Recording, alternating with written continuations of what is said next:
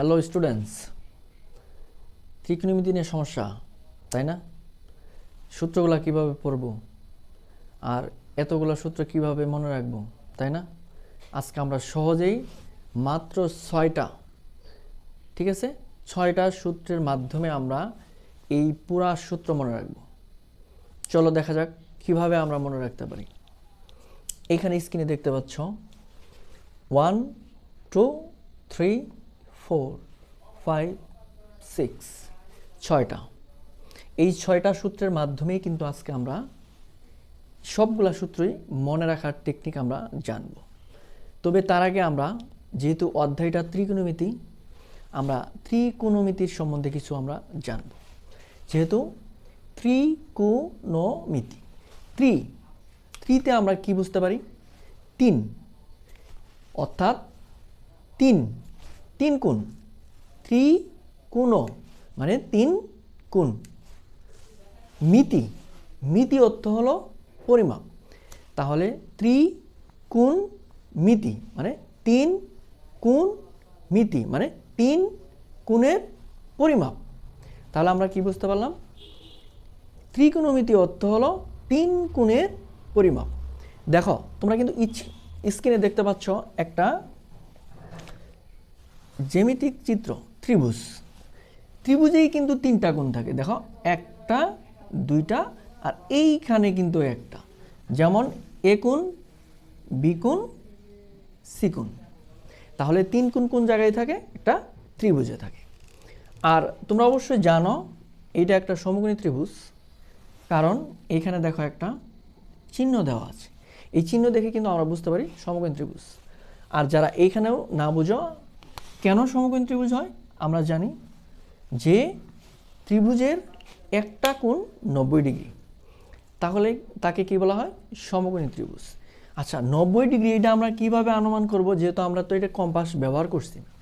আচ্ছা, আমরা কি চাঁদা সম্বন্ধে ধারণা আছে? দেখো তো, আমি একটা আনুমানিক একটা তোমাদের জন্য চাঁদা আর্ট করলাম। অবশ্যই তোমাদের জ্যামিতি বক্সেই চাঁদাগুলো আছে। এইখানে কিন্তু দেখো 0 থেকে শুরু হয়, আস্তে আস্তে এই উপরে কিন্তু চাঁদার থাকে কত? বলো কত থাকে? 90 ডিগ্রি। আর এদিক দিয়ে আস্তে আস্তে আস্তে এখানে আসার পর এখানে থাকে 180। তাহলে খেয়াল করো তো, এইটা যদি একটা এইখানে এই চাঁদা, তাহলে এখানে কিন্তু ফিক্সড কত? 0 থেকে শুরু হয়ে 90, এখানে আসে কত? 180। আচ্ছা, এইটুক যদি মুছে ফেলি, খেয়াল করো আমরা এইটুকু মুছে ফেললাম, তাহলে অবশ্যই এই কোণটা কত ডিগ্রি হবে? খেয়াল করো তো, অবশ্যই এখানে 90, এটাও কত হবে? 90 ডিগ্রি কোণ হবে, যেহেতু উপরে কি ছিল? 90 ডিগ্রি। এইখানে যেহেতু 90 ছিল, তাহলে এখানে কোণটা কি হবে? হিসাব করলে এই কোণটা হবে 90 ডিগ্রি। আর এটা কিন্তু আমাদের চাঁদার ভূমির সমান্তরাল বাহু। তাহলে আমরা ফিক্সড বুঝতে পারলাম যে ত্রিভুজের একটি কোণ 90 ডিগ্রি, বা বলতে পারি যে ত্রিভুজের একটি কোণ সমকোণ, তাদেরকে কি বলা হয়? সেই ত্রিভুজকে সমকোণী ত্রিভুজ বলা হয়। আচ্ছা যাক, সমকোণী ত্রিভুজ হয়ে গেল। সমকোণী ত্রিভুজের দেখো 3টা বাহুর কিন্তু আলাদা আলাদা নাম আছে। আমরা নামগুলো একটু দেখে নিই। দেখো, সমকোণ, এইখানে একটা কোণের চিহ্ন দেওয়া আছে, আমরা একটা কোণ হিসেবে দিতে পারি থিটা দ্বারা। থিটা বলতে এই কোণের মান অনেক কিছু হতে পারে, 0 ডিগ্রি থেকে 30, 45, 60, 90 আরও অনেক হতে পারে, ঠিক আছে? তবে সমকোণের ক্ষেত্রে কিন্তু 45 মানে 90-এর ছোটই হবে, দুটো কোণ এইখানে ছোটই হবে। জাস্ট আমরা থিটারা ব্যবহার করলাম, কিন্তু অন্য কোণগুলার মান, থিটার মান অনেক বেশিও হতে পারে। তবে এইখানে কিন্তু আমাদের 90-এর ছোটই হবে, দুইটা কোণ 90। কারণ হলো আমাদের ত্রিভুজে কি আছে? 3টা কোণের সমষ্টি কিন্তু আমাদের কত হয়? 180 হয়। আমরা কিন্তু প্রাথমিক আলোচনা করছি। হ্যাঁ, এখন খেয়াল করো, এই যে সমকোণ, এটা যদি সমকোণ হয়, সমকোণের বিপরীত বাহু এটাকে বলা হবে অতিভুজ। এটা মনে রাখবা, সমকোণের বিপরীত বাহু, এই দেখো একদম বিপরীত, এই সমকোণের বিপরীত বাহু হলো অতিভুজ। এদিক খেয়াল করো, এখানে বলছে কোণের বিপরীত বাহু। কোণের বিপরীত কোণটা? এটাকে বলা যাবে, এটা তো সাইড, এটাও সাইড, তাহলে কোণের বিপরীত বাহু, কোণ থেকে এখানে এর বিপরীত বাহু, কোণের বিপরীত বাহুকে আমরা সাধারণত লম্ব বলে থাকি।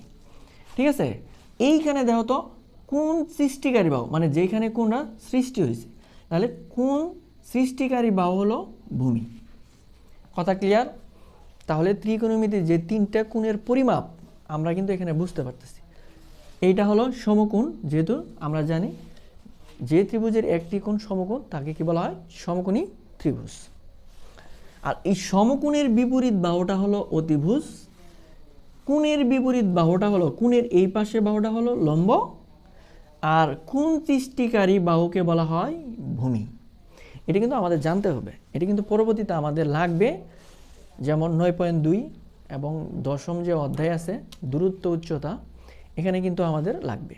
আমরা কিন্তু এখন যেহেতু 9.1 করব, এখানে কিন্তু অতটা লাগবে না, তবে আমরা যেহেতু ত্রিকোণমিতির অধ্যায় এই জন্য আমরা একটু হালকা আলোচনা করলাম।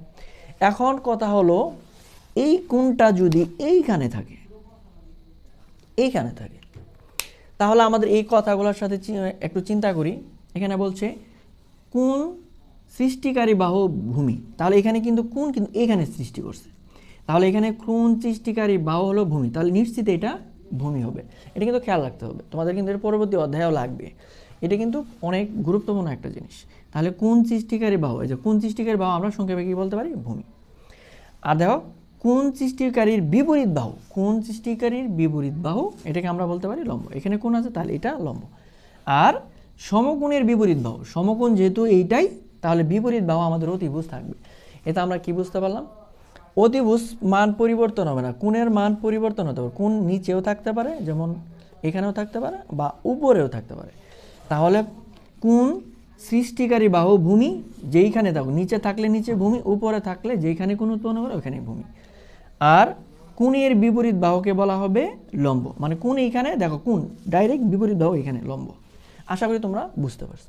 এখন আমরা মূল সূত্রতে চলে যাই, যেটা আমরা আগে আলোচনা করছিলাম, যে আমরা সূত্র মাত্র 6টার মাধ্যমে আমরা অঙ্কগুলা শেষ করব।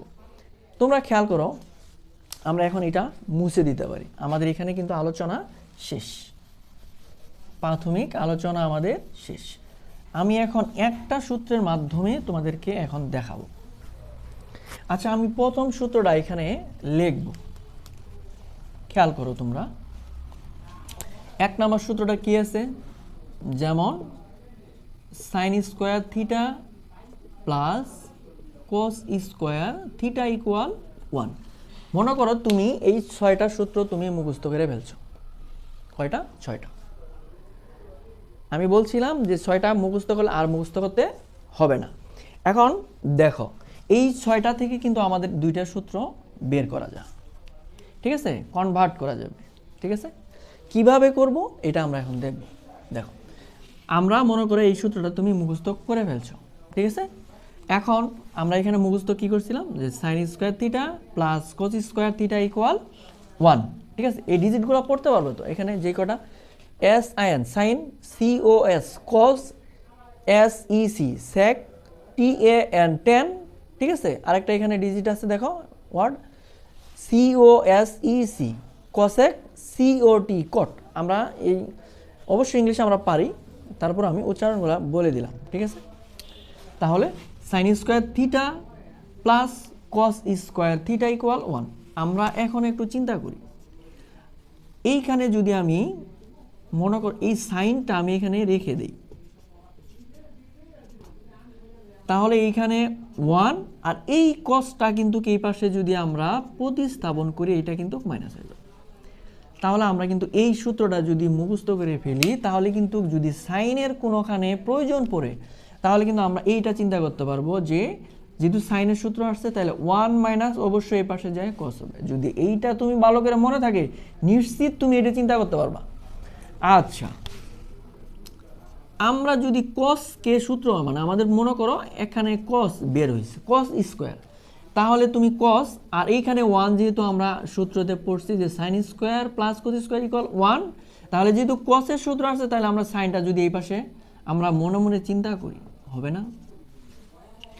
তাহলে এখান থেকে আমরা নিশ্চিত বলতে পারি sin square plus cos square equal 1 যদি হতে পারে, তাহলে কোস স্কোয়ার সাইন স্কোয়ার সমান 1 মাইনাস কোস স্কোয়ার, মনে মনে বলবো, মনে রাখবো। তাহলে কোস স্কোয়ার সমান আমরা বলবো 1 মাইনাস সাইন স্কোয়ার। এভাবে কিন্তু আমরা এই তিনটা সূত্র আমরা পড়তে পারবো। এখন আসি আমরা বিপরীত সূত্রগুলো, যেগুলা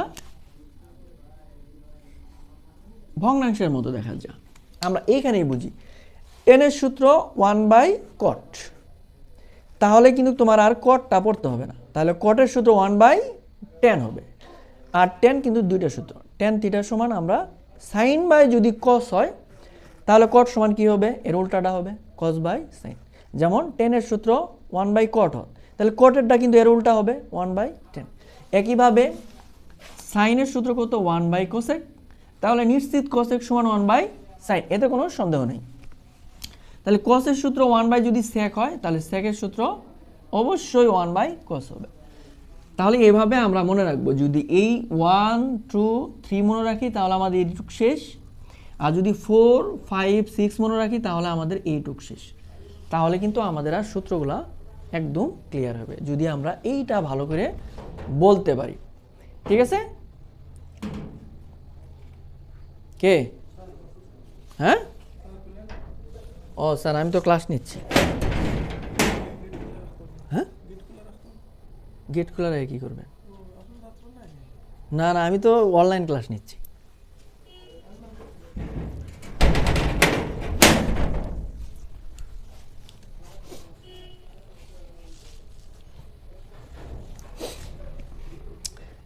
তাহলে আমরা এইখান থেকে কিছু অঙ্ক করতে পারি। আজকে যেহেতু সূত্রের সম্বন্ধে জানা হলো, এগুলো তোমরা স্ক্রিনশট দিয়ে নাও এবং বাসায় সুন্দর করে নোট করে রাখো এবং মুখস্থ করে ফেলো। 3 থেকে 4 বার প্র্যাকটিস করো, আশা করি হয়ে যাবে। আমরা এখন বই রিলেটেড কিছু অঙ্কের প্রমাণ দেখব, আমরা কিভাবে করতে পারি। আমরা কয়েকটা অঙ্ক আজকে করব বই থেকে। আমরা 9.1-এর আমরা কিছু অঙ্ক করব।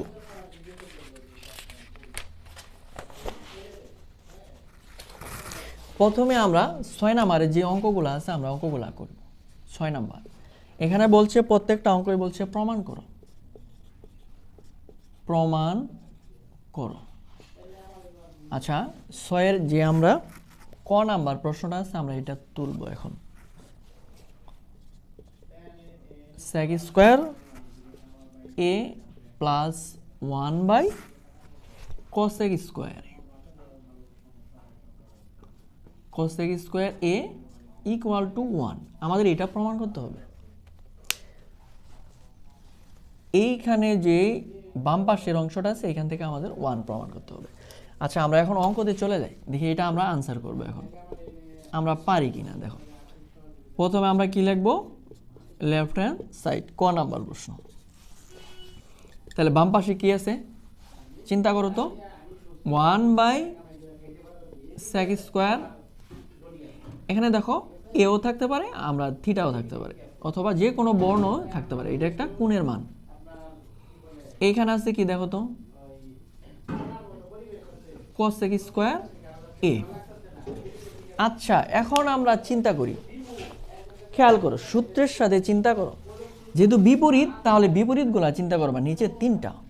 আচ্ছা, সেকটা আমরা কোন সময় পড়ছিলাম খেয়াল করে দেখো তো, এইখানে cos সমান আমরা যদি sec করে থাকি, এটা যদি আমাদের মুখস্থ থাকে তাহলে নিশ্চিত sec সমান কত, 1/cos। তাহলে 1/sec থাকলে আমরা কি লিখতে পারি, cos লিখতে পারি। দেখো 1/sec মানে cos যদি আমরা পড়ে থাকি 1/sec, এইটা বিপরীত, দুইটাই কিন্তু মনে রাখতে হবে। হ্যাঁ, এইখান থেকে এটা হতে পারে, এইটার থেকে এটা হতে পারে। তাহলে আমরা 1/sec নিশ্চিত আমরা লিখতে পারি কত, cos। যেহেতু স্কয়ার আছে তাহলে আমরা স্কয়ারটা দিব। আমরা এইখানে পড়ছিলাম sin square theta equal 1/cosec, sin theta equal 1/cosec theta. তাহলে অবশ্যই এখানে মনে রাখতে হবে, এই পাশে যদি অঙ্কতে থাকে তাহলে আমরা এটা বসাতে হবে, আর এটা থাকলে এটা বসাতে হবে। তাহলে এটা আমরা জানি, তাহলে অবশ্যই দেখো এই যে এটা থেকে আমরা কি লিখব, sin, sin স্কয়ার। যেহেতু আমাদের a আছে তাহলে আমাদের a দিতে হবে। এখন চিন্তা করো, আমাদের কিন্তু দুইটা সূত্র চলে আসছে, এইটা কোন সূত্রের সাথে আছে একটু চিন্তা করে দেখো তো। প্রথমটা sin square theta plus cos square theta সমান কত হয়, 1, আর আমার প্রমাণ করতে হবে কি 1। এখানে তুমি একটু চিন্তা করতে পারো অথবা এইখানে লিখতেও পারো, যেমন সাইন স্কোয়ার আগে কস স্কোয়ার যদি আমি পরে দেই তাহলে এখানে উত্তরটা কি আসবে, 1 আসবে। দেখো আমার রাইট হ্যান্ড সাইড চলে আসছে, যেহেতু প্রমাণ করো আমরা বাম পাশেরটা লেফট হ্যান্ড সাইড আর ডান পাশেরটাকে বলতে পারি রাইট হ্যান্ড সাইড। যেহেতু প্রমাণ করতে বলছে আমরা এখানে লিখতে পারি প্রুফড। কত ইজি, কত ইজি! যদি সূত্রগুলো জানা থাকে এ অধ্যায় পারবা, এতে কোনো সন্দেহ নাই। একদম ইজি একটা অধ্যায় এবং এখান থেকে প্রশ্ন তো থাকবেই, যেমন 9.1, 9.2 এবং দূরত্ব উচ্চতার 10ম অধ্যায়, এইখান থেকেই তোমাদের 2টা প্রশ্ন থাকবে। ঠিক আছে, এভাবেই কিন্তু আমরা দেখো ক নাম্বার আনসার করলাম। আমরা যদি এখন খ নাম্বার আনসার করি, আমরা 6 এর খ নাম্বারটা আনসার করবো। দেখো সেম কোয়ালিটি, স্ক্রিনশট দিয়ে নাও।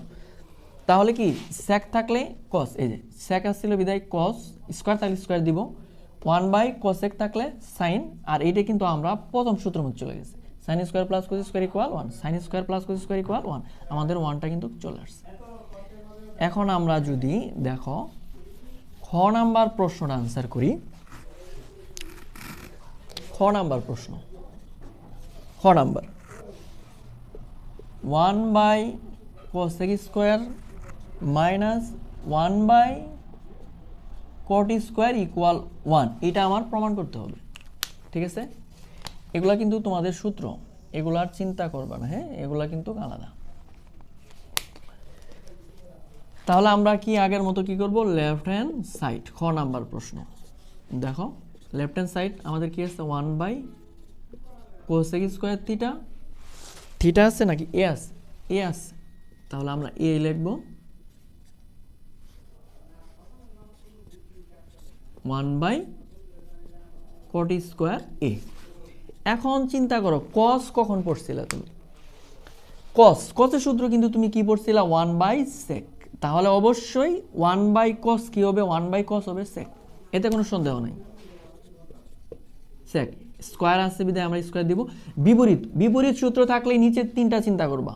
দেখো 1/cot অবশ্যই tan এর সূত্র, 1/cot মানে কি tan, আর যদি ই থাকবে 1/tan থাকতো তার নিশ্চিত cot, এতে কোনো সন্দেহ নেই। তাহলে আমরা এখানে লিখতে পারি tan। এখন চিন্তা করো আমাদের যেহেতু 1 বের করতে হবে, 1 এর সূত্র কিন্তু আমরা পড়ছি, দেখো একদম একুরেট ভাবে মিলে গেছে, sec square theta minus tan square theta equal 1, তাহলে আমরা এখানে থিটা না থাকি কত এ, এতে কোনো সমস্যা নেই, এও থাকতে পারে, থিটাও থাকতে পারে, বিও থাকতে পারে, যে কোনো কিছু থাকতে পারে, আমরা এখানে নিশ্চিন্তে লিখতে পারি 1। দেখো রাইট হ্যান্ড সাইড চলে আসছে, PROVED। তাহলে যদি তুমি এই 6টা সূত্র ভালো করে আয়ত্ত নিতে পারো তাহলে নিশ্চিত তোমরা এই অধ্যায়ে কোনো প্রবলেম হবে না। পরবর্তী অঙ্কগুলোও সেম, তোমরা 6তে কিন্তু আরও একটা অঙ্ক আছে, এটা কিন্তু তোমরা বাসায় করে নিবা এবং না পারলে আমাকে জানাবা, ঠিক আছে, কমেন্টে জানাবা, ঠিক আছে, আমি আবার করে দেব, আর যদি পারো একটা পিক দিয়ে দিবা, ঠিক আছে, কমেন্টে। আমরা এখন 7 নাম্বারটা করব, কয়েকটা অঙ্ক করি ফেলি আমরা, কি বলো, আমরা এখন 7 নাম্বারটা করব। 7 নাম্বার একটা করব, আর একটা তোমাদের জন্য বাড়ি কাজ থাকবে, ঠিক আছে। 7 নাম্বার ক নাম্বার, সাইনে কোসেকে প্লাস কোসে সেকে ইকুয়াল 1। তাহলে বাম পাশে আমাদের কিন্তু সবগুলো প্রমাণ করতে হবে, left hand side, left hand side আমরা কিন্তু ক নাম্বার লিখতে পারি, ঠিক আছে। লেফট হ্যান্ড সাইড কত আছে, সাইন এ, তারপরে আছে কোসেক এ প্লাস কোসে সেকে। এখন দেখো সাইন কোসেক দিয়ে কিন্তু আমাদের এখানে সূত্রটা নাই, সাইন কস হলে কিন্তু সূত্রটা হয়ে যেত, খেয়াল করে দেখো এই যে। তাহলে আমরা কি করতে পারি, এই উপরে যে লবের যে মানটা আছে সাইন, এইটাকে আমরা নিচে রেখে যদি আমরা এভাবে লিখি, লেখা যায়, তাহলে কিন্তু দেখো 1/sec চলে যায়, তাহলে কিন্তু আমাদের সূত্রটা পড়ে। এইভাবে আমরা এইটাও যদি চিন্তা করি কসে, এটাকে চিন্তা করে লব আমরা নিচে না আসলাম, তাহলে লবে এখানে থাকবে শুধু 1। এখন দেখো আমরা কি করতে পারি, এখানে আছে সাইনে 1/cosec, 1/cosec, এটা কিন্তু আমাদের মুখস্থ 5 নাম্বার লাইন, 1/cosec। তাহলে নিশ্চিত আমরা এখানে লিখব কত, সাইন এ। এখানে আছে প্লাসের প্লাস, কসের কস থাকবে 1/sec, এই যে 1/sec, 1/sec মানে হলো কি দেখো তো, কস। ঠিক আছে, এখানে কিন্তু একটা ছন্দ আছে, অনেকে কিন্তু এটা বলে, আমি কি বলে দিব, দেখো অনেকেই কিন্তু মাইন্ড করার কিছু নেই, হ্যাঁ ফ্রি মাইন্ডে বলতেছি। অনেকেই বলে এই যে এখানে একটা কথা বলে যে 1/cos খাইছে, মানে ইংলিশে বল, অনেকে আছে প্রেম করে, প্রেম করার পরে কি খায়, স্যাক খায়, এটাকে দেখো একটা স্যাক। ঠিক আছে, এই স্যাকটা অনেকে উচ্চারণ করে না, মানে স্যাক খাইছে শুনতে কেমন শোনা যায় না, এখানে তারা কি মজা করে কি বলে জানো, 1/cos খাইছে, মানে কি বলে 1/cos, 1/cos মানে কি, সে স্যাক খাইছে, মানে প্রেম করার পর সে তার প্রেমিকা তাকে ছেঁকা দিয়ে চলে গেছে। এই জন্য অনেক স্টুডেন্ট একে এই উচ্চারণটা ইউজ করে যে 1/cos খাইছে, 1/cos খাইছে মানে কি খাইছে, সে প্রেমে ছ্যাক খাইছে। ঠিক আছে, এভাবে কিন্তু মনে রাখা যায়। অনেক স্টুডেন্ট আছে আমার যেগুলা এই যে সূত্র পড়ায় মনে থাকে না, কিন্তু এই ছন্দটা যখন আমি বলে দিই তখন তারা সুন্দর করে মনে রাখতে পারে, এই জন্য আমি তোমাদেরকেও বলে দিলাম। ঠিক আছে, তাহলে 1/cos খাইছে মানে হলো ছ্যাক খাইছে, ডোন্ট মাইন্ড। আচ্ছা আমরা অঙ্কতে চলে যাই। আচ্ছা এখন আমরা তাহলে এই যে 1/sec খাইছে মানে কি খাইছে, সে কস খাইছে। আমরা কিন্তু 1/sec খাইছে এটাও বলা যায়, 1/sec, 1/sec বলে তো sec বোঝা যায়, তাহলে 1/cos, cos হলে sec, আর যদি 1/sec হয় তাহলে হবে cos। তাহলে সাইন কত হবে, আমরা এখানে বলতে পারি সাইন স্কোয়ার, cos দুইটা চলে আসছে তাহলে কি বলতে পারি আমরা cos স্কোয়ার। এখন কোন সূত্র দেখো, sine square plus cos square equal to কত হবে 1, তাহলে আমরা এখানে লিখতে পারি sine square plus cos square equal to 1। আমাদের দেখো আনসার চলে আসছে, রাইট হ্যান্ড সাইড। আশা করি তোমরা বুঝতে পারছো। ঠিক আছে, আজকে এই পর্যন্ত থাক, আমরা পরবর্তী ক্লাসে আমরা বাকি অঙ্কগুলার আনসার করব। আর তোমরা কিন্তু এগুলো বাসায় ভালো করে তুলে নিবা। বেশ করে আমি প্রথমে যে আলোচনাগুলো করছি ত্রিভুজের সম্পর্কে, এগুলো কিন্তু অনেক মাথায় রাখতে হবে, হ্যাঁ।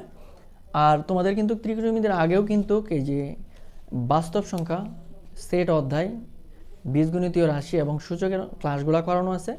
তোমরা ইচ্ছে করলে ওই ক্লাসগুলো ভালো করে দেখতে পারো। আর ওই ক্লাসগুলো কিন্তু বোর্ডে নেই, খাতায় করে আছে, তারপরেও তোমরা আশা করি ওগুলো বুঝতে পারবে ভালো করে। ঠিক আছে, আমাদের পাশে থাকো, বাসায় টিউটরের প্রয়োজন নেই। ঠিক আছে, রাজু স্যার থাকলে ম্যাথে 100-এ 100 মার্ক পাবা আশা করি। ওকে, খোদা হাফেজ।